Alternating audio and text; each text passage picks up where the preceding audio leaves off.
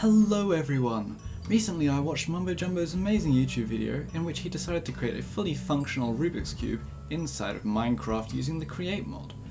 I did quite love his video, but while watching through I noticed he really quite overcomplicated things by using the stickers. Using that entire sticker system was quite a bit more complicated than it really needed to be, so I decided I want to see if I can try and make it a bit simpler. And so that's what I've gone and done here today. Now, I want to say, absolutely no disrespect to Mumbo Jumbo. Mumbo Jumbo. He is an amazing YouTuber, and genuinely, he has inspired me so much over the years. So I do find it quite remarkable that I finally found a case today where I can actually give him a little bit of advice, or so I hope.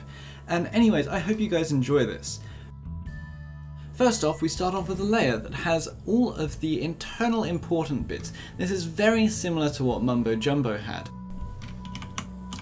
First, at the center, we have our creative motors, which are spinning at a whopping 64 RPM, which are going to be actually providing the rotational energy we need to make this entire Rubik's Cube rotate around.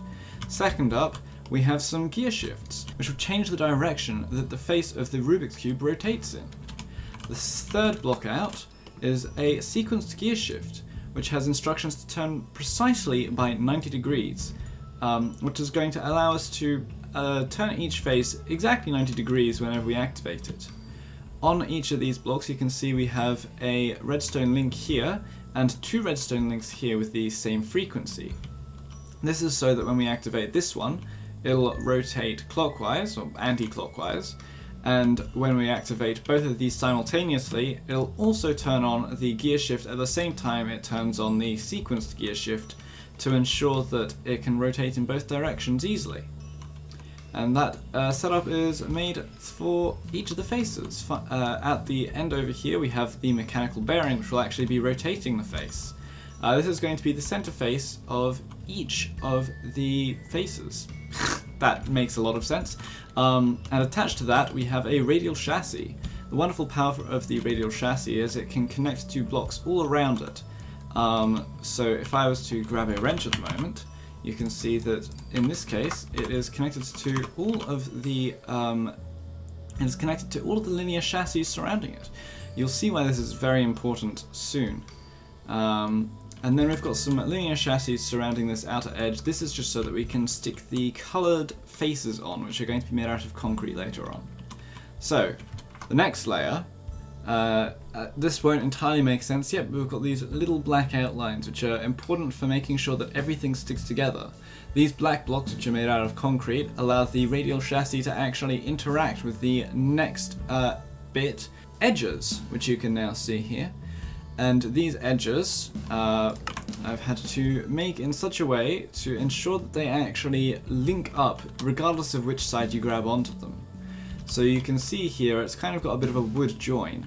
This linear chassis here is placed so that it connects to this top area here. When linear chassis are linked together like this, you can see they have a connected texture. That means they're always going to stick together.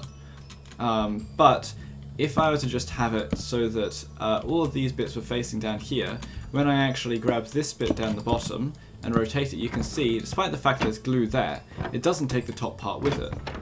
So I've had to ensure that there is this kind of little bit of wood joinery across the side like so.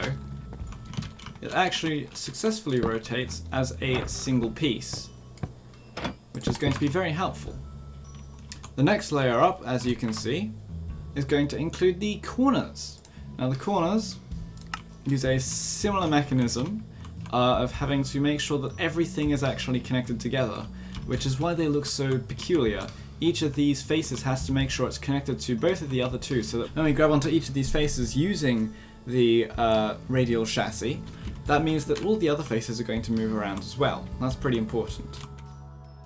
Next up, we stick some glue onto the faces to ensure that all the different colours will actually stay stuck to the faces. You can see we've got some entity glue as well to make sure that everything is nicely covered. And finally, we stick all the colours on, which I've made sure are identical to the real world colours. And here is our wonderful end result of a Rubik's Cube. Now I'm just going to take the colours back off so I can show you the wonderful importance of the radial chassis. As you can see, if I hover over this radial chassis, it is currently connecting to all of these blocks surrounding it, which also ranges all the way out just to touch the tip of the corner piece. This is important because it means that when this bit rotates in the center, it's going to grab each of the corner pieces and take it around with this face as well. That is also the reason that we have all of these black blocks along the edge here, because if I were to remove these black blocks here, you can see that it doesn't actually connect. Sorry, if I remove this black block as well, you can see it's no longer going to be able to connect to that because there's no longer a physical connection, which is why these black blocks are very important. Finally, it's time that I talk about how I'm going to control this thing. I have these two linked controllers, which are another wonderful item from the Create mod, which allow you to actually interact with a number of redstone links by using the WASD, space and shift keys. Each time you press one of them, it'll send it'll actually send a redstone signal to the associated frequency that you've set up inside. So you can see here I have some warped planks as well as different colors to represent the different colored faces, and same in here except with crimson planks. This controller will rotate everything in a clockwise direction, and this one will rotate them all in an anti-clockwise direction. So if I want to rotate the face closest to me, I can press S. There we go.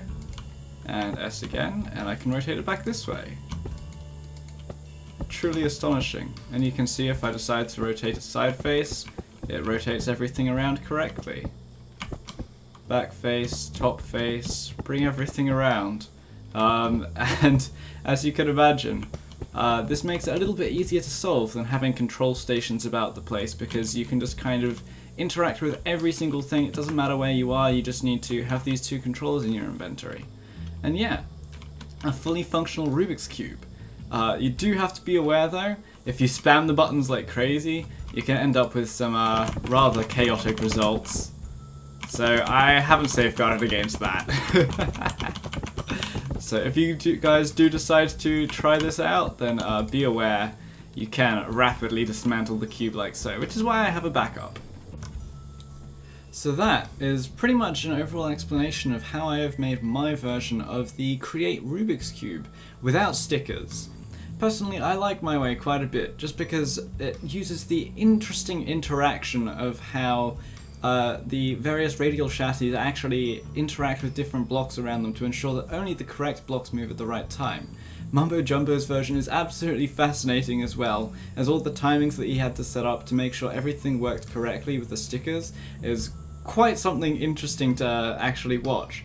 However, I personally wanted to try and see if I could create something that would be slightly more robust, I guess. Admittedly, you can see there's still a way you can rapidly disassemble it, but in the end, I'm very happy with what I ended up with. And yeah, no, thank you very much to Mumbo Jumbo for the inspiration for this. I had a wonderful time making this, and if you do if this video somehow makes it to you, I hope you enjoyed it. Once again, thank you so much for the inspiration over the years. You've been just a massive influence in making me the redstoner I am today. I'm nowhere near as good as you are, but I have a hell of a lot of fun doing the things that I do. Other than that, if you guys want to see a world download, I've got that down in the description, or at least I should do. And if you want to see me solve it, I should also have a video down in the description, uncut, of me just trying to solve this cube.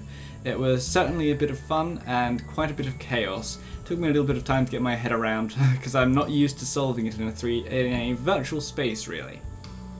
Other than that, I hope you guys all really enjoyed the video. Consider leaving a like. I'd say consider subscribing, but I don't upload often, so I don't know if it would really be worth it. But other than that, I do genuinely hope you guys have enjoyed it, and if anybody else has another way to make this wonderful design even simpler than what I have, be sure to send it to me. I'd love to see what you guys can come up with. And yeah, see yas!